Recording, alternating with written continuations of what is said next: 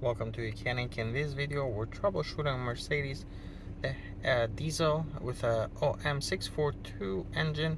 This is the very common and popular engine that's found in a lot of Mercedes. They're diesel, including the E320 or a Sprinter. Also have this engine, the OM642. A lot of 350s as well, the say 350 Bluetec. Also have this OM642 engine. It's been around for a really long time, and in this case, it's here we have the 2014 GL450 with a diesel engine, and it does have a check engine light on. So we're going to take a look at why that's on. We're going to take a look at live data. But the first thing that we're doing here, though, is once you select your model, you can select Smart VIN. When go to Diagnostics, select Smart VIN. It'll load the software for your model, make and model, and then you can do quick scan. Quick scan goes through all the control modules that are on the car, as you can see here, and it goes through them one by one and sees which ones have full codes, and it tells you here if they got full codes. You have the option to do control units. In that case, you can go individually to any of these. But when we run a quick scan, and once we give it a couple minutes for that to finish, we can select any of these and enter that control module that we're seeing full codes in. We're going to take a look at the motor electronics first, and maybe a couple more after that. So it took a few minutes here, but the scan is done. It went through all the control modules one by one, and in this case there's a lot. There's 47 different control modules. Let's go back to the top. You can click this arrow and look at the codes that apply to that particular control module. In this case, the motor electronics or the engine control units. Here we have VGS, the transmission, that has no codes. Instrument cluster has a couple, so you can click on that and look at it, or you can click on the control module and enter it. You can also come down here at the bottom, hit save. You can save in print, save an email, save in the device or USB. You can do any of that. You can click report here, and this just gives you a quick report. Here you can scroll to the bottom and you just see all the codes. You can see, for example, motor electronics has a number.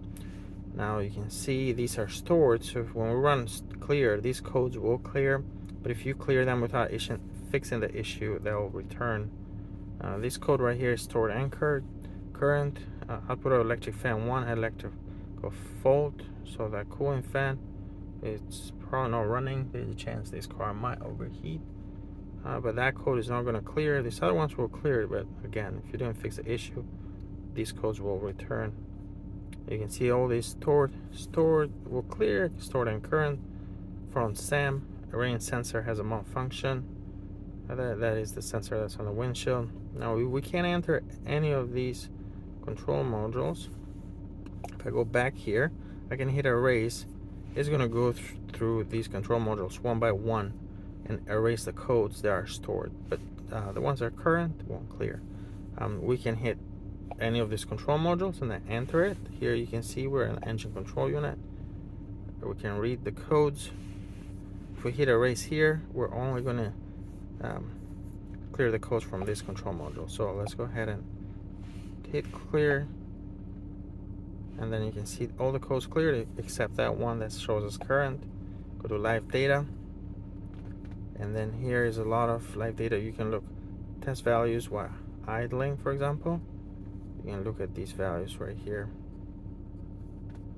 and you have a reference value and you have values what actually it's reading. These change, and it's good to compare these to those. You can see rail pressure. You can graph any of these if you want. You can show a couple graphs and change the values right here. So that can help sometimes. Fuel system, pressure control. You can see values from that in here. Let's go back. Zero quality. The injectors on these diesels do have to be coated, so you can check those values as well. Let's go back. Engine output. You can look at that individual actual value groups. We got a lot of values in here that you can look at. Intake pressure, back pressure, voltage, This is a pretty long list. I'm just gonna kind of scroll through this real quick, but you get the idea. So this can be very good for troubleshooting purposes. You can see all these values in here, and you can record these values and then play them back later if you were interested. But if you were driving, somebody else is driving and you're monitoring these values, you can record them. These values will change as you drive. A couple of B19/1, a couple of sensors, these go bad quite frequently, so you can look at the value there. You can graph them if you want. Let's go back though and go to active test. We're still in the engine control unit. You can do injector shut off. Okay, and you can do that injector shut off. Press OK, and move to switch off. So we can select here which fuel injector we want to turn off. Press 2, for example, cylinder 2, and then we turn it off by pressing 3. And then the engine is shaking a lot because that one cylinder is not working, so we turn that off. And it might throw a code while you're doing this. Fuel pump. Yeah, there's a lot of times there's certain conditions that need to be met to run these tests, but you can see the different tests that you can run here, or active. So we're basically sending the command to turn off that sensor or whatever that is that you're trying to control. You turn that on and off, so you can do it from here. Now this is the engine control unit. That's where we enter, that's where we click. If we want to go to transmission, we can go to transmission. This case has no codes. If we read codes, there's no full code, but if you go to live data, then you can see a lot of different information. Oil level check. You can look down here. In one of these screens, you're gonna see, for example, the temperature of the transmission fluid, which is critical. If you're doing a service on the transmission, you can come in here, and I know one of these will have temperature of automatic transmission. You can see that right there, 26 degrees Celsius. So that's right there. Drive authorization.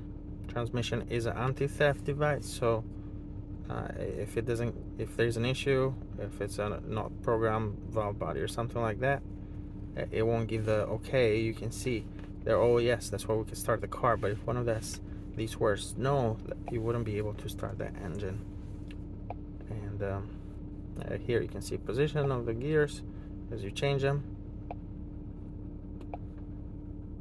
Alright, stability control. This is your ABS and ESP. No codes, but you can see wheel speed sensors, for example. If you come in here, you can see these values live, and if you were to drive, this would change. Let's go back. Instrument cluster has a couple of full codes. We can read these codes. They're both stored. We can hit erase, press yes, and they will clear. So these codes are clear now. Active tests. You can run a few tests on the instrument cluster here on this card. And ISM module. This is what you control your transmission position, gear position, so you can change it. You can cycle it. You can put it through in neutral and things of that nature. Right through here, you can see the different tests that you can run here. And so there's all these different control modules that are going to show different live data. Some of them have actuations, some of them do not. This is a sliding roof, TPMS, read codes. Got a couple of codes. Low battery on one of the sensors and live data. And you can do active tests.